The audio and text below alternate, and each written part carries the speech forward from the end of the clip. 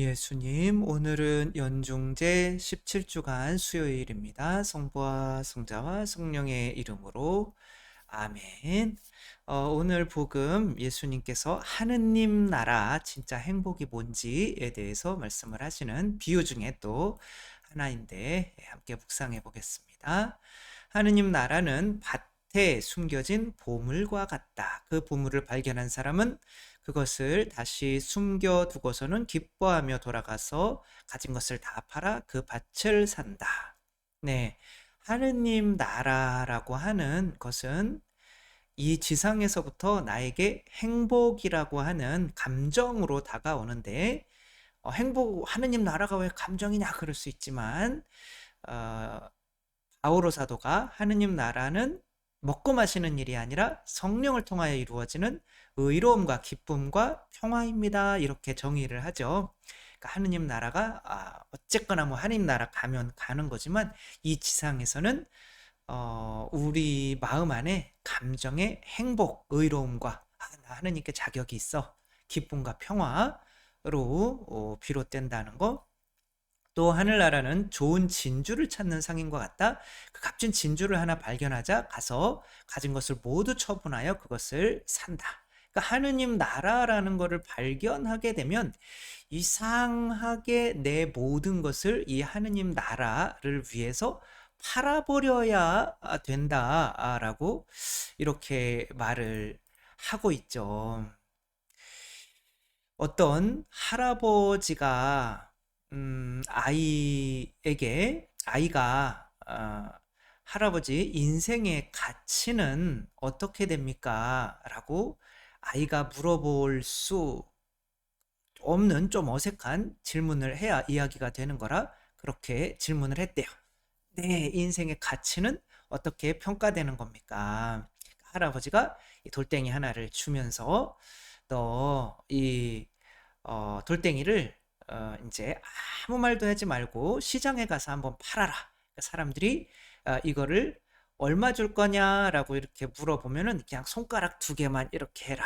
라고 해서 이제 갔어요.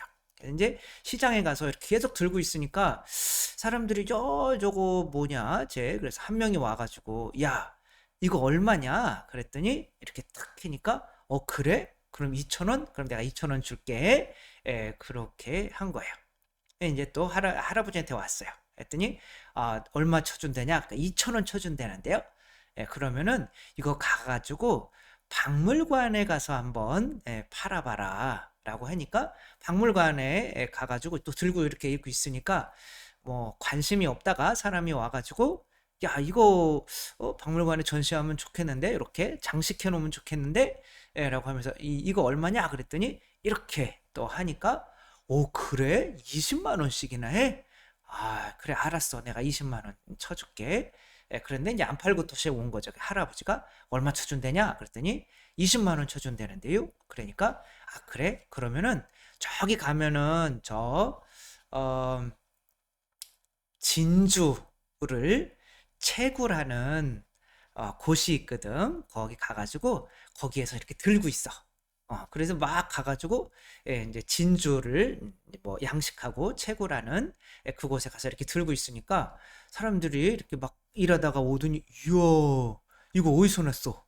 이거 얼마야? 그러니까 얘가 또 딱 이렇게 하니까 2억 2억 너무 싼데? 야, 우리가 사야겠는데? 그런 거예요. 그래서 다시 돌아와 봤더니, 할아버지가 이거 얼마라고 그러냐? 2억이 너무 싸대는데요? 그러니까, 어, 그럼 너는 이거 어디 가서 팔고 싶냐? 이런 단순한 질문을 하죠. 아니, 당연히 2억을 쳐주는 곳에 가서 팔아야죠.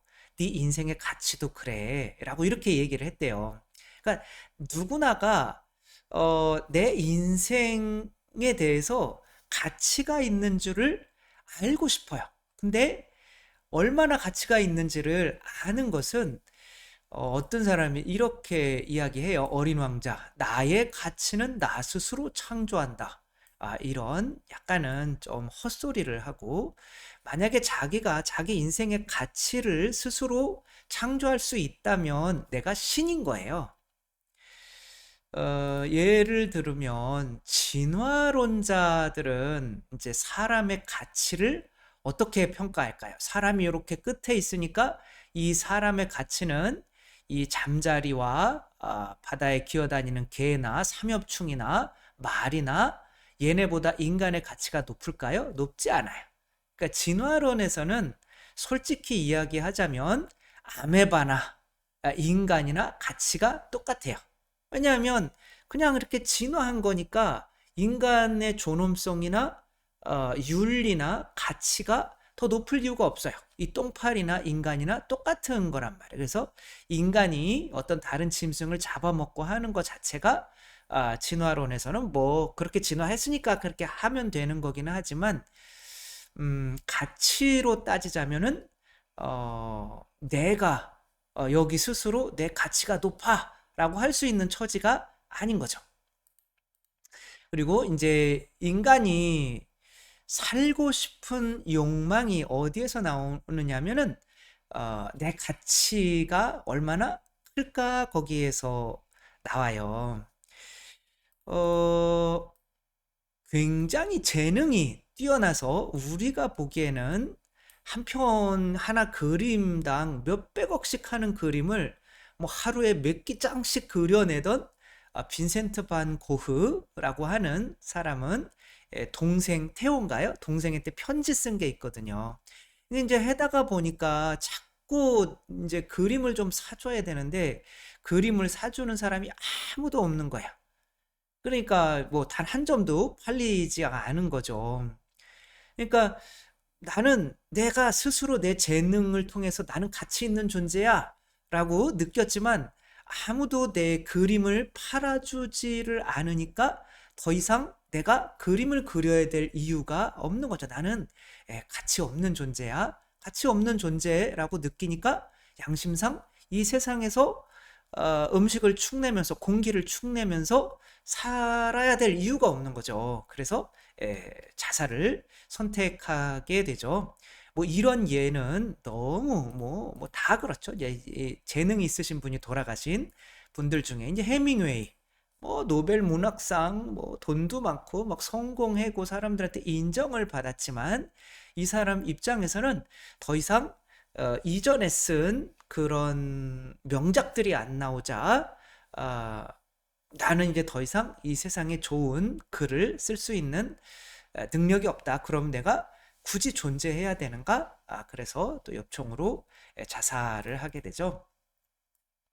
실비아 플라스라고 하는 사람이 있어요.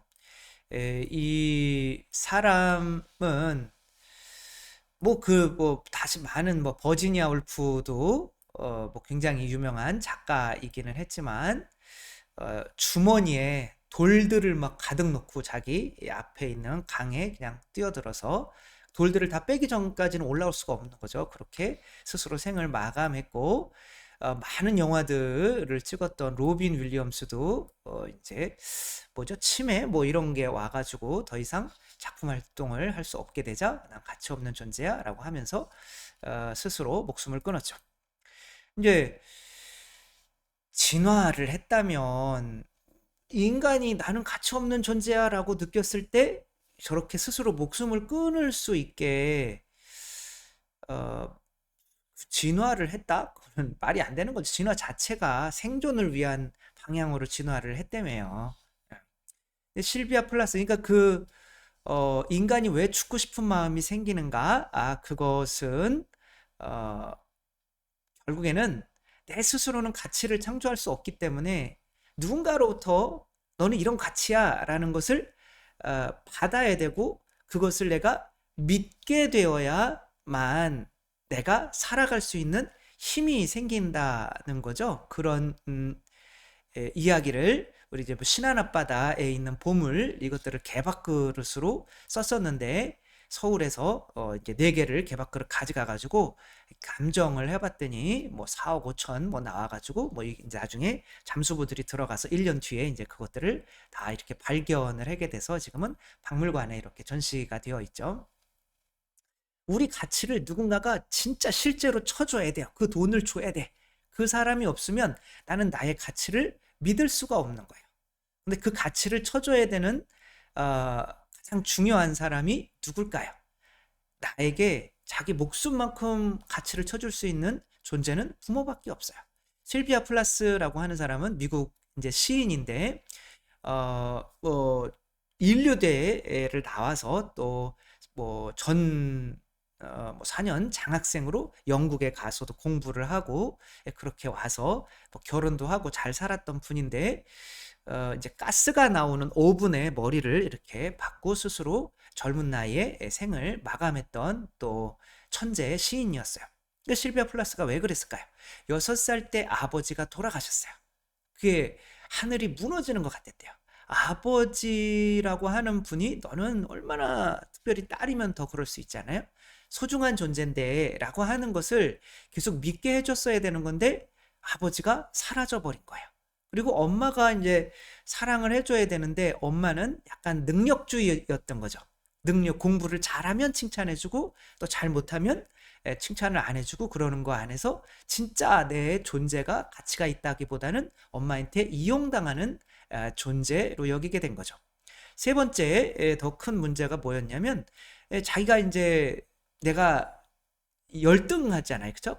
이제 가치 있는 존재라는 거 사랑을 못 받았으니까 그것을 사람들을 통해서 받으려고 하다가 보니까 내가 너무 잘난 척을 하게 되는 거죠. 그러니까 내가 가장 친한 친구 둘과 가고 있었는데 내가 이야기를 막 하고 있는데 친한 친구 둘이 갑자기 깎갈대면서 둘이 도망가 버린 거예요. 거기에서 또 큰 충격을 받아버린 거죠. 아무도 내 이야기를 들어주지 않는구나. 시인이라 말을 얼마나 잘했겠어요. 근데 이제 그 친구들은 짜증이 났던 거예요. 계속 자기 이야기를 들어달라고 하니까. 이 실비아 플라스의 일기에 다 나오는 거죠. 그리고 이제 남편까지도 외도를 하게 되니까 나는 정말 가치 없는 존재구나. 이 사람의 시를 사랑하는 사람들이 저 사람의 그림을 사랑하는 사람이 저 사람의 글을 사랑하는 사람들이 얼마나 많았겠어요. 그런데 그런 사람들이 쳐주는 가치는 내가 어느 정도의 믿음은 줄 수 있지만 부모님이 나에게 쳐주는 가치만큼은 나에게 어떤 삶의 의미를 전해주지 않는 거죠. 그러면 내가 이 진주를 들고 있는 거지라고 한다면 나의 이 진주가 나 자신인 거예요. 이걸 아무도 뭐 그 가치를 몰라요. 누구만 알아요. 오직 이 진주를 만든 부모만 아는 거죠. 근데 이 부모가 이 진주의 값을 쳐줄 때에 이 아이는 그 진주를 어떻게 해야 돼요? 부모에게 팔아야 돼요.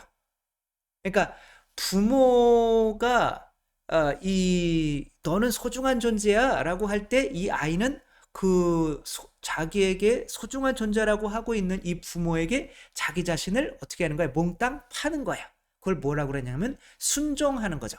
학교 가라면 학교 가고 엄마라고 그러면 엄마라고 그래야 되고 학교에서 잘하고 라고 하면 잘해. 완전히 엄마 아빠의 노예가 되는 거야. 그러니까 나는 이 진주를 들고 시장에서 서 있는 아이와 같아요. 그리고 내가 정말 살아가려면 내 가치를 쳐주는 사람이 있어야 되는데 그 가치를 쳐주는 사람에게 이것을 팔기 위해서 준비하고 있는 아이와 같다는 거야. 그러니까 내가 밭에 있는 보물이라고 하는 거는 그 보물 자체는 정말 너는 이만큼 소중한 존재야 라고 하는 예수 그리스도인 거죠. 근데 그 예수 그리스도를 위해서 내가 그 보물을 위해서 예수님의 품 안에 안길 수가 있어야 되는 거예요. 그분에게 내 자신을 다 팔 수가 있어야 되는 거죠. 그래서 밭에 묻힌 보물을 발견한 그 사람은 자기의 가가지고 이제 집을 다 팔아가지고 가진 걸 다 팔아가지고 그 땅을 살려고 하는 거죠. 그 진주를 발견한 어부도 그것을 사기 위해 보석상인가요? 뭐 아까 뭐였죠? 그 사람도 그 진주를 팔기 위해서는 그렇게 되는 거죠. 결국에는 애들은 혼자 있으면 내가 어떤 존재인지 뭐 어떤 가치가 있는지 몰라요. 근데 엄마 품에 안긴다면 엄마에게 순종해야 돼. 순종하는 건 내 자신을 파는 거잖아요.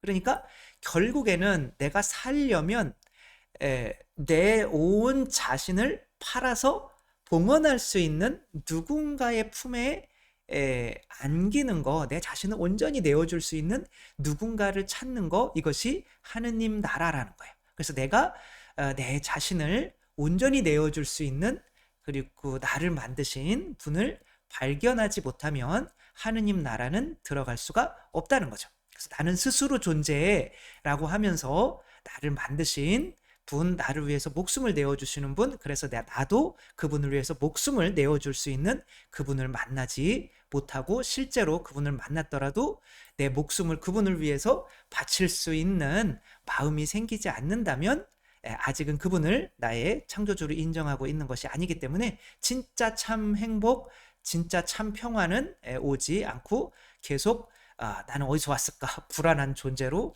살아가야 되고, 그 불안이 바로 나의 모든 에너지를 갉아먹어서 이제 죽고 싶다라는 생각밖에 안 들게 한다는 거죠. 이 세상을 힘있게 살기 위해서 이 시장바닥에 이 진주 하나 들고 있는 이 아이처럼 우리를 위해서, 이 진주를 위해서, 나 자신을 위해서 목숨을 십자가에서 내어주신 그분을 위해서 나도 이 진주를 그분께 사겠다, 그러면 팔 수 있는 우리 모두가 되었으면 좋겠습니다.